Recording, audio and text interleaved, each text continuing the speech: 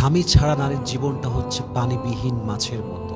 একটা মাছকে যদি আপনি পানি থেকে তুলে নিয়ে গিয়ে এসির রুমে রেখে দেন, গোল্ডের রুমে রেখে দেন, প্রচণ্ড বাতাস মাছকে দেন, একটা শান্তিপূর্ণ ডুবলেস ফ্ল্যাটে রাখেন, মাছ কিন্তু শান্তি পাবে না, মাছ স্বস্তি পাবে না।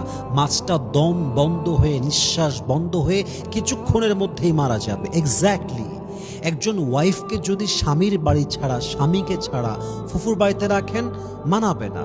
ওয়াইফকে কখনো ফুফুর বাড়িতে মানায় না, মায়ের বাড়িতে মানায় না, বাবার বাড়িতে মানায় না, ভাইয়ের বাড়িতে মানায় না।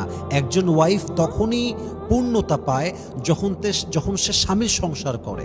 স্বামীর সংসার যে নারীর জীবনে নাই, ওই নারীর জীবনটা হচ্ছে পানিবিহীন মাছের মতো।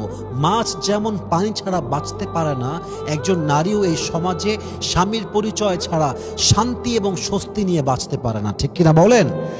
এবং এই কথা যেই স্ত্রীরা বোঝে না, তারাই স্বামীর অবাধ্য হয়, তারাই স্বামীর সঙ্গে বেইমানি করে, তারাই স্বামীর সঙ্গে চিট করে, তারাই স্বামীকে বাদ দিয়ে পরকীয়া করে বেড়ায়। এবং দিন শেষে এরা একটা সময় বুঝতে পারে যে স্বামী ছাড়া আপন বলতে একজন নারীর জীবনে দ্বিতীয় আর কোনো পরিচয় হতেই পারে না। ঠিক কিনা বলেন?